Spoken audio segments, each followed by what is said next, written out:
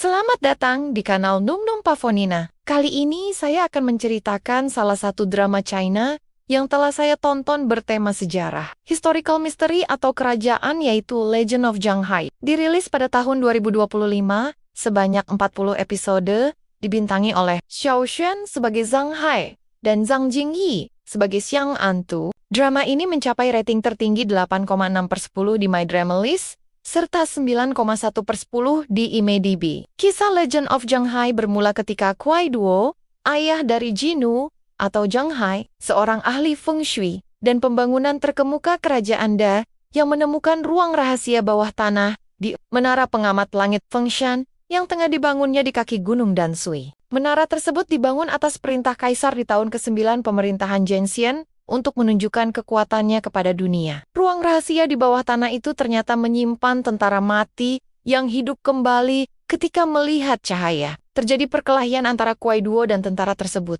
mengakibatkan menara runtuh total dan semua pekerja mati, termasuk biro pemerintahan yang sedang mengawasi pekerjaan. Kuai Duo adalah satu-satunya yang masih hidup, kembali ke rumahnya dan mengajak istri dan anak-anaknya berkemas untuk menyelamatkan diri. Namun naas, bangsawan Pingjin beserta pengawalnya mencegat aksi pelarian tersebut. Sedangkan Jinu kecil masuk ke dalam lubang persembunyian untuk membuka lorong persembunyiannya yang telah ditutupnya agar bisa melarikan diri. Bangsawan Pingjin memaksa Kuai Duo untuk menyerahkan barang yang telah diambilnya dari menara Fengshan yang telah runtuh. Namun Kuai Duo tidak mau memberitahu di mana menyembunyikan barang tersebut, sehingga satu persatu keluarganya dibunuh di depan mata kepalanya sendiri. Ketika tiba Kuai Duo dieksekusi, ia melihat Jinu di dalam lubang persembunyian dan mengucapkan kata terakhir tanpa suara ke Jinu, yaitu tetaplah hidup. Setelah itu rumahnya dibakar untuk menutupi bukti. Nasib baik berpihak pada Jinu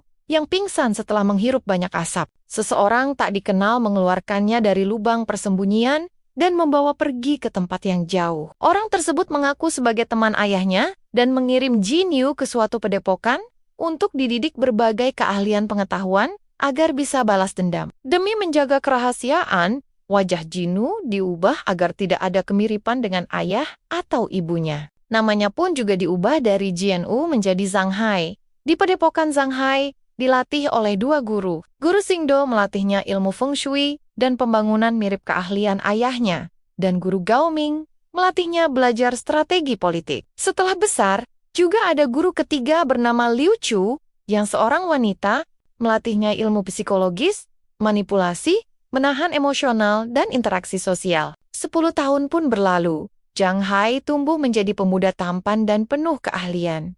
Sang penyelamat pun kembali muncul. Dia mengatakan terjadi perubahan mendadak di istana. Ibu Suri meninggal dunia beberapa hari lalu.